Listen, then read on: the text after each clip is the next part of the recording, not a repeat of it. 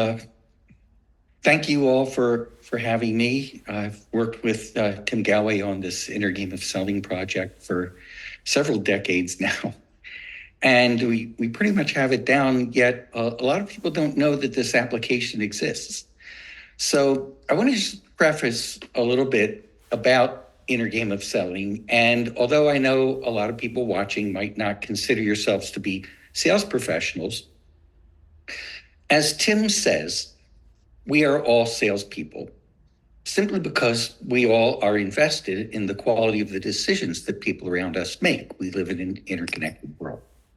So although you're not officially salespeople, a lot of you watching here, in fact, we are, and it might be possible that you would benefit greatly from knowing more about the inner game of selling. Also, a lot of people who derive benefit from the inner game of tennis weren't tennis players. With each inner game application, there's a slightly different way of applying inner game that people seem to benefit from, as we've seen from the conference so far today, in many different areas of life that might not be that exact application. So inner game of selling might give you a few more insights about inner game in general that you find interesting. And one last thing is that I notice a lot of the guests are from the conscious business community. We had speakers from Conscious Capitalism, Samsung Next, B Lab and B Corp is coming up, representing thousands of companies that are aspiring to employ enlightened management practices. But by and large, they skip the sales forces when it comes to implementing conscious business practices and enlightened management approaches. The reason that I've heard when I ask people about this is because there's this belief that if you want to be highly productive, if your goal is productivity, then it's going to be at the expense of customer rapport. So people don't like to be sold, but we need to sell a lot. So we're going to put on a lot of pressure, and we won't make a lot of friends in the process, but we're going to have high revenue. That's an assumption that doesn't exist in inner game. We have the answer to that dilemma, which is that, in fact, customer rapport builds on sales success with the inner game. And it's really the only approach to selling performance that we've seen that actually they build on each other. So I want to introduce inner game for those that aren't familiar with the inner game of selling, where customer relationships and sales success go hand in hand, something that's typically thought to be at odds with each other. Now, a little bit about me. I was an aspiring tennis pro, and in the 70s, I met Tim. I read The Inner Game of Tennis and just transformed my life, transformed my tennis game, and I had to meet Tim. We became friends. Actually, we met for the first time in Florida in 74. And I didn't make it in the pros, by the way. So I had to get a real job. And I ended up in sales. Over the course of time, I became vice president of the company. And I got in touch with Tim and said, hey, I have over 100 salespeople under me. Why don't we try applying inner game to sales performance? And we could use my sales force as a laboratory.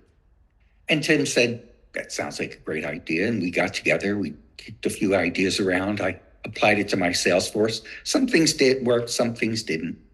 Go back, we talked to Tim some more and brainstorm. But eventually, over the course of a few years, sales increased for the company 10 times. And I was very excited. Decided I wanted to do inner game of sales training full-time. That's when I wrote my book, Selling to the Point, which is endorsed by Tim. He wrote the foreword, a 5-page long foreword. It's, by the way, it's written in the form of a story. It's a fiction novel. There's an inner game reason why I did that. And now, and I've trained sales forces with Tim, and now I'm doing sales training pretty much full-time inner game of selling for sales forces worldwide. So maybe if anybody listening isn't that familiar with inner game, I'll explain a little bit just about inner game in general so you can see how we related it to selling. Inner game is the foundational method of actually achieving peak performance. If we were going to define peak performance, we could say that it's performing beyond expectations. Well, then by definition, you can't expect to perform beyond your expectations. So trying to achieve peak performance is the very thing that's going to interfere. If I'm trying to sleep, am I sleeping? No, in fact, it's trying to sleep. It's the very thing that'll keep me up. If I'm trying to like somebody, do I like them? If I'm trying to have fun, am I having fun? No, trying to have fun is going to distract me from maybe something happening that I might enjoy. So you want to achieve peak performance, but you can't try. What do? Well, you apply inner game. And inner game basically involves, I'll just simplify it down to 3 basic principles. And you'll see how we applied this to selling. First principle is that you can't win the outer game without winning the inner game. So if I was going to play Andy Murray in a tennis match and he beats me 6-1, 6-0, I lost the outer game. He got a better score.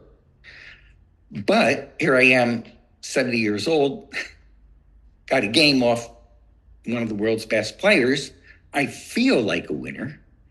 I exceeded my potential, and I played as well as I could. I exceeded my expectations. So I feel like a winner. I lost the outer game, but I achieved my full potential. I won the inner game. That's the first principle. The second principle is that I have to trust that if I win the inner game, the outer game is going to take care of itself. Okay, if I play up to my full potential every time as a tennis player, I don't have to worry about the score. The score will take care of itself. Point number 3, however, is if I try to get the best score and win the outer game, in fact, it's going to interfere because now I'm distracted from the inner game, which is really the most important one. So it's inner game in a nutshell. How would that apply to selling? And I have a little cartoon here. I'll put on the screen share. See?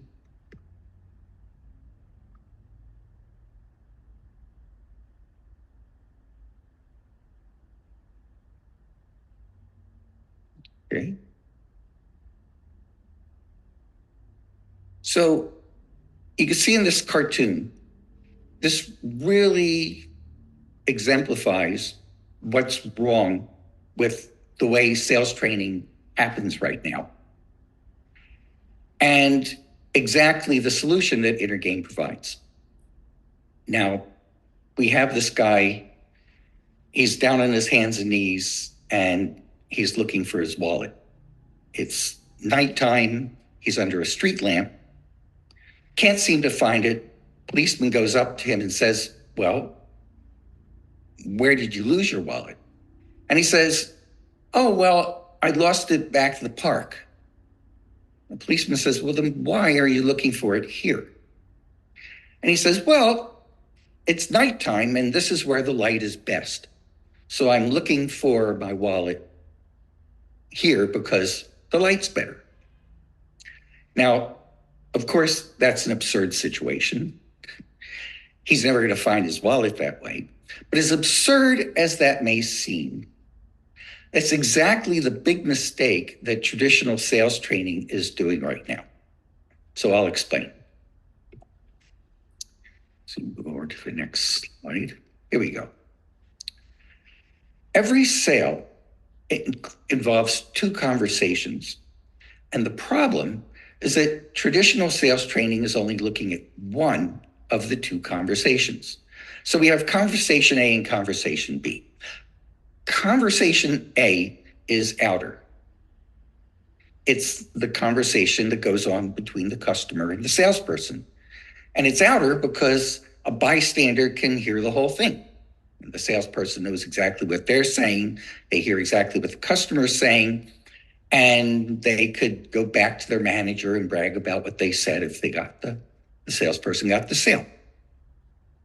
The light is very good in this outer conversation, conversation A.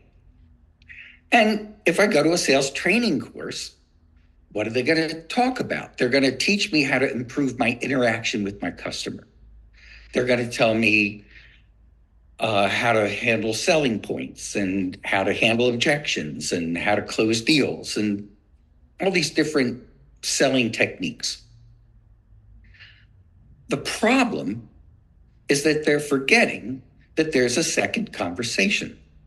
And the second conversation is the inner conversation. It's the internal buying conversation that goes on between the customer's ears while the salesperson's talking. And I refer to it as conversation B. Now, you've heard earlier today people talk about self one and self two. Here in the inner game of selling, we have conversation A and conversation B. So this is the customer's decision process, and it's an inner process. So let me ask you a question, and you can give me the answer in the chat. Which conversation is more important, A or B? And I'll wait a few minutes to see, is the outer conversation I'll put it this way. In order for a salesperson to be successful and get the sale, do we need the outer conversation to have a good outcome? Or is it more important for the inner conversation to have a good outcome? Now, I know you're going to say both, but I mean, which one is more important? And I'll wait to see what some of you guys say in the chat. So I'm trying to stop share. Let's see.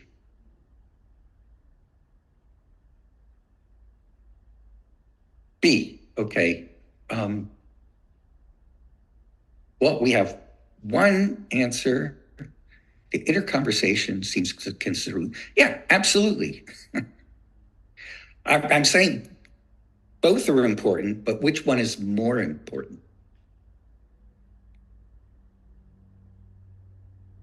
Yeah. Okay, you guys got it. Absolutely. It's conversation B. So what that means then is what did I say the first principle of the inner game is? You can't win the outer game without winning the inner game. So a salesperson can't get a sale unless the customer decides the salesperson's going to get the sale. So the goal of selling isn't selling, it's buying. And the customer's buying performance is more important than the salesperson's selling performance. Now, when we go back to the cartoon that I just mentioned, you could see the light is better in conversation A, the outer conversation. The salesperson knows exactly what the customer's saying and so forth. But that's not where sales success occurs. Sales success occurs in conversation B, in the inner conversation. So what we do with inner game of selling training is we change the salesperson's focus from outer to inner, from salesperson selling performance to customer buying performance. And this is how you train people to look at what the customer's mindset is rather than the salesperson's mindset, which is what everybody's focused on. So let me give you an example of turning a salesperson's focus around. Earlier, I talked about trust, and today we talked about a lot of the importance of trusting our potential, ourself too.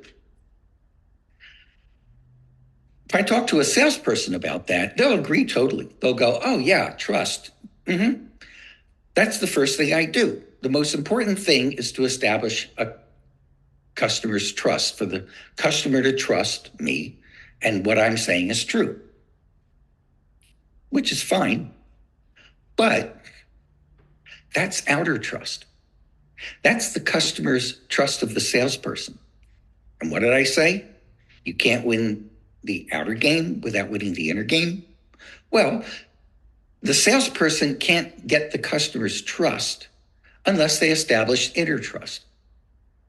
Inner trust is the customer's self-trust in their ability to make a good decision. Sounds a lot like coaching, doesn't it? Well, in fact, it is a variation on coaching. I'll get to that too. But yeah, if the customer doesn't trust themselves, they're not going to be able to trust themselves to decide if they should trust the salesperson. And the salesperson doesn't get the customer's trust. So because you didn't secure the inner game, the salesperson doesn't get the outer game. Okay. So I talked about peak performance. How would that apply to peak performance in selling? Let's take a look at that. Let's say we're watching a salesperson, they're in peak performance, okay? They're doing an awesome job. And one of the things we'll notice is that the salesperson will be very good at what we call thinking on their feet, which is an American expression for responding well to the unexpected. So the customer gives an unexpected response and the salesperson handles it masterfully because they're in peak performance. By the way, how often do you think that could happen where a customer says something a salesperson doesn't expect? How about every time? Salespeople have sales trainings. Customers don't go to them. A customer doesn't attend the salesperson's sales training, so the customer doesn't know what their lines are. So they're always going to say something unexpected, and so it's very important for salespeople to be able to think on their feet. But here's the thing that inner game knows, and nobody else seems to know. You can't teach someone to think on their feet. In fact, if you try to teach someone how to think on their feet, you'll be interfering because you don't want them thinking about your teaching when they're supposed to be paying attention to the customer and responding back. You'll be a distraction. Yeah, I mentioned I'm a tennis coach, and so you'll hear me saying a lot of the times, watch the ball. Watch, if I want to get a student really focused, I'll say, watch the seams of the ball as they're coming to you. So for a salesperson, what's going to be the equivalent of the ball? For a salesperson, the ball is the customer.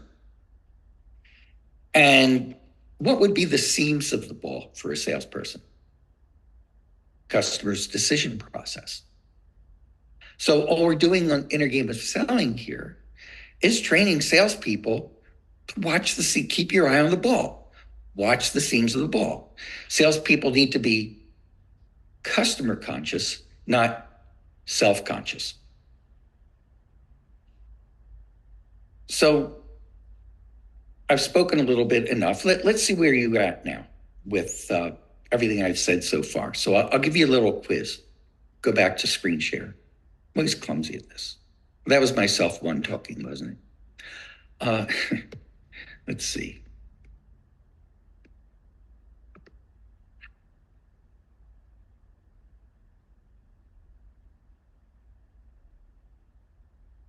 Okay, here we go.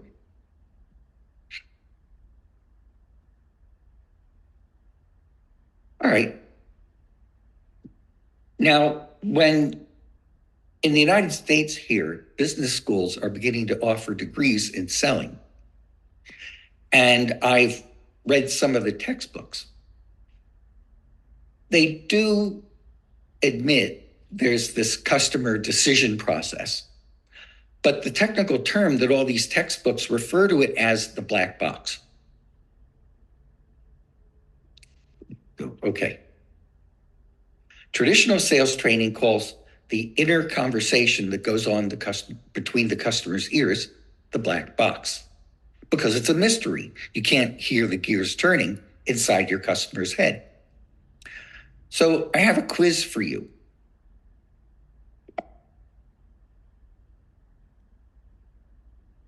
When the black box, the customer's thought process, when it's a mystery, who is that going to be more of a problem for?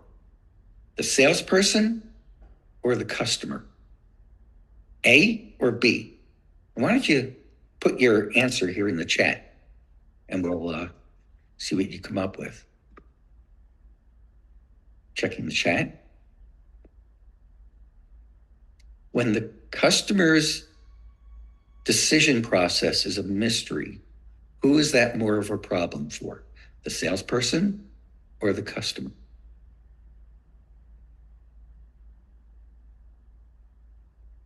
Checking the chat.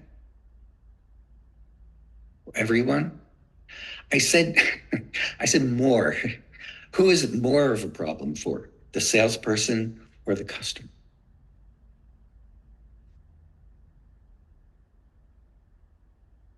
More of a problem for the customer. Somebody said, okay. Okay. A, some people said it's more of a problem for the salesperson. Well, let me play out both scenarios. We could take a look at this.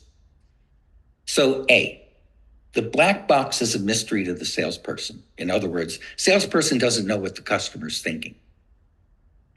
Can a salesperson be successful and get the sale without understanding why the customer bought? Is that possible? Probably happens more times than salespeople would like to admit. Yeah, a salesperson can be successful even if the customer's thinking is a mystery. So let's turn our thinking from our focus from outer to inner. What if the black box is a mystery to the customer? So what if your customer is confused? What if the customer's distracted? What if the customer lacks a clear goal? What do you think the chances are of a confused customer buying? Not very likely. So it's actually more of a problem when the black box is a mystery to the customer. So I'll keep going and we'll see how you're doing with this inner game of selling. Let's talk about the interference. There was a lot of talk today about interference. What would be the interference to peak performance selling? Let's picture a conversation going on between a salesperson and their manager. This is a struggling salesperson, okay? They missed their goal last quarter. New quarter's coming up, almost to a close. They have 2 weeks left. They're behind again. The manager pulls them in and says, hey, look, you can't miss your goal 2 quarters in a row. What are you going to do? What's your plan? And the salesperson says, oh, no, you'll see, I'll make it all up. In the next 2 weeks, I'm going to make everything up. And by the end of the quarter, I'll meet my goal. I'll commit to that. Manager says, okay, great. And the salesperson says, great. And that all sounds great. I mean, conversations like that, I'm sure, happen thousands of times a day in sales offices. Manager brings in a struggling salesperson, counsels them, and the salesperson recommits. Sounds fine, right? Wrong, for a very big reason. If you happen to be the customer of that salesperson who just has 2 weeks left to make up for the whole quarter that they're behind, how are you going to feel talking to that salesperson? You're going to feel, gee, this salesperson's being awfully pushy, right? You're going to feel like invisible. Why are you going to feel invisible? Let me get out the two conversations again.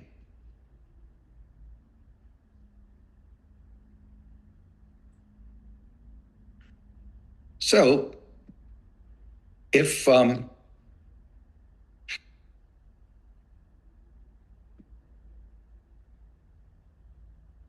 salesperson has 2 weeks to make up a whole quarter's worth of sales, and they're talking to you, what conversation are they going to be more focused on? The outer conversation or the inner conversation? They're totally focused on the outer conversation. And that's why you're feeling invisible. And that's why you end up not buying. And then you get a whole cycle of this salesperson puts pressure on customers, the customers don't buy, then the salesperson gets behind and puts even more pressure, that's the fallacy, is you think the harder they try, the salesperson thinks the harder I try, the more successful I'll be. Well, no, nobody likes to be pressured. Nobody likes to be sold. A salesperson that's trying really hard is somebody that you want to run away from. And this is the underlying reason why the selling profession, I have to say, has a very negative stigma. For the simple reason that salespeople and customers don't share the same goal. The salesperson wants the customer to buy, and the customer wants to make the best decision. Two different goals. You have an adversarial dynamic. And let me ask you this. When you're a customer, which of the two conversations would you want your salesperson to focus on? The outer conversation, which is their selling, or the inner conversation, which is your buying? Obviously, you want the salesperson focused on you. Well, guess what? That's also where the salesperson needs to focus in order for them to be successful and to have peak performance. Voila. You have a common goal. You have a team where the customer and the salesperson now are working together towards the common goal of helping customers make a better decision. And the adversarial dynamic that I was talking about with selling and buying is no longer necessary. Salespeople shift from being self-conscious to customer conscious, and they sell more because there's a better customer relationship. You don't have to make a choice anymore with the inner game of selling, which is revolutionary because traditional selling methods are exactly opposite. So you have a synergy, and we've talked about this a lot in Inner Game today, is an alignment. You have an alignment for the first time between a salesperson and a customer. So let's say I've been really convincing so far, and you're saying, Jeff, that makes perfect sense. From now on, I'm not going to try to sell anymore. I have hungry mouths to feed, and I've got a manager who's breathing down my back, and I have aggressive goals I have to meet. So I'm going to try not to try to sell. Okay? You're going to try not to try to sell because I convinced you how trying to sell is at cross purposes. So actually, I'll bring out the chart again. Take a look at this one more time. Love this chart. Um,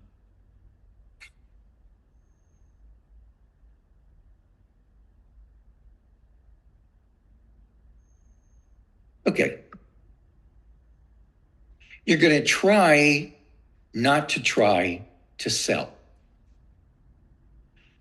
Are you going to be more focused on the outer conversation when you're talking to the customer, or the inner conversation when you're talking to a customer, by trying not to try to sell? Because I've been so convincing in this talk. Why don't you give me your answer in the chat? A or B?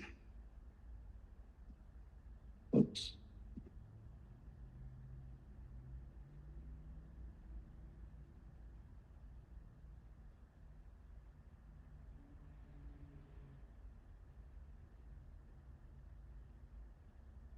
Yeah, B.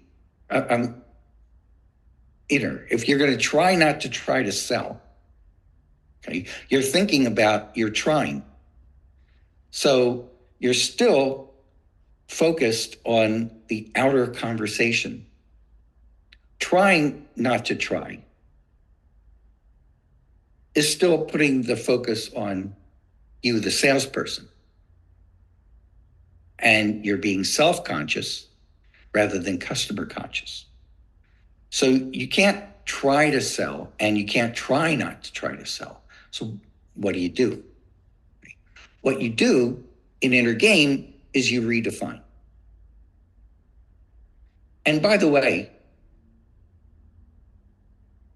children make great salespeople. I don't know if you've ever noticed, but will a 4-year-old, will they close? If they want something, will they close the deal? Uh, how are they at handling objections? And if they don't want, they get what they want the first time, will they seek an alternative decision maker? Yeah, effortless, brilliant. What selling school did they go to? They're not even trying. They're just learning what it takes and what responses they're getting from their customer, which is mommy and daddy. Okay. So the salesperson's role in inner game is to be the customer's decision coach, helping customers make better decisions. Because there's a big difference between coaching and advising. Now, another thing, when you go to any selling school, they're going to tell you that the role of a salesperson should be that of your trusted advisor. You need to be the customer's trusted advisor. Any selling school would tell this. And advice is outer. You're telling somebody what to do. I mean, how's that going to work when the customer knows that you're giving them advice? They also know that if they take your advice, you're going to make a lot of money. So there's obviously going to be a lot of natural skepticism. It's not very successful. Coaching, on the other hand, is inner, where advice is outer. That's what the salespeople are doing. Coaching, you're empowering the customer. You're helping them with the quality of the decision they're making, which is something everybody needs to get better at through life. It's one of the most important skills that we have. And helping customers make a better decision is exactly why the customer wants to talk to a salesperson. I mean, your customers, I'm sure, at times, why would you want to talk to a salesperson? Only if you think it's going to improve the quality of the decision you're making.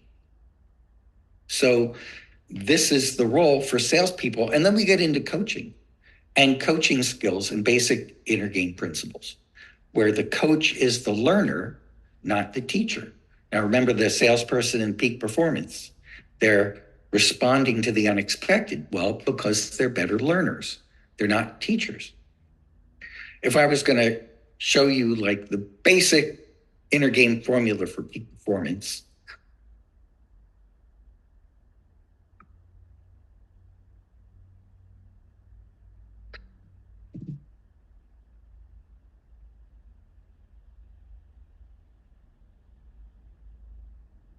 We perform by learning, and we learn by observing.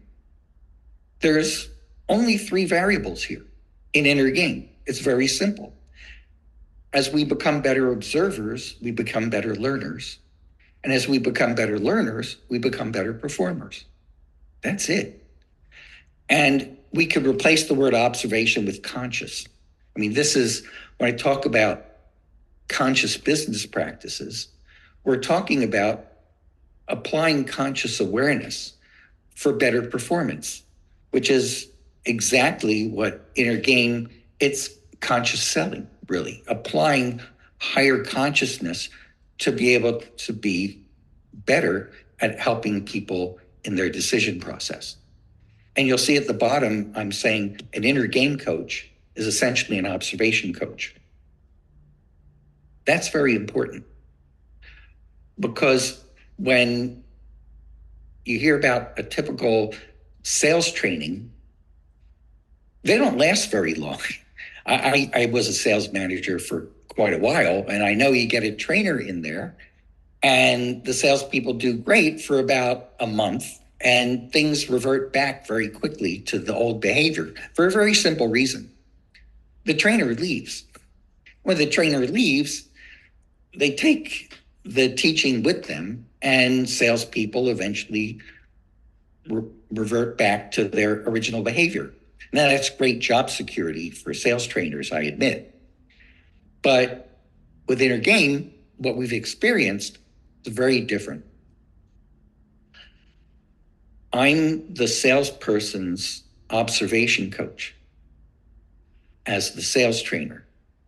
So the first thing I say is, I am not your teacher in this workshop. Inner Game of Selling workshop, the trainer is not the teacher. The teacher for the salesperson is the customer. Customer's going to be their teacher.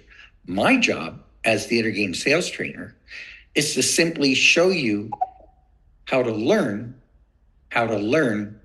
from your customer. Well, I just introduced a perpetual source of learning that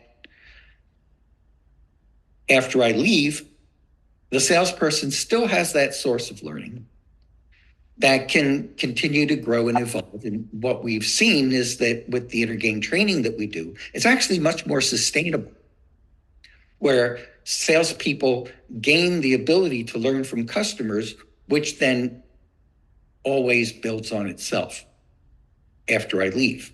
And we see 15% increases, and then sales increase even more, as opposed to sales dissipating. So that's the inner game of selling. I'll just do a quick review. Sales success is determined more by the customer's buying performance than the salesperson's selling performance. Selling is outer, buying is inner. So the inner game of selling isn't about the salesperson, it's about the customer. Salespeople assume the role of being the customer's decision coach, and inner game sales training simply applies salespeople with customer coaching skills, allowing salespeople to align with customers by influencing their decision performance in a positive way. So this is my book, Selling to the Point. It's available on Amazon. And anybody who wants to speak with me, this is my email, jeffrey.lipsius@gmail.com. I'd love to hear from you. It doesn't have to be about selling. I've spent many classes and time with Tim Gallwey, going over lots of different experiences and lots of different areas. I'm also in charge of applying inner game to other things besides selling. We're working on inner game of Agile, which you're going to hear about tomorrow, and other inner game applications. So be glad to talk to you, because there have been a lot of, with inner game, there's been a lot of new developments since Tim's books have come out, actually, and I could help update you. So it doesn't have to be about selling, but I love to talk to people about inner game. And it's really been a pleasure talking about inner game of selling. And now I don't know if there's time for questions, but I'd be glad to answer a few questions.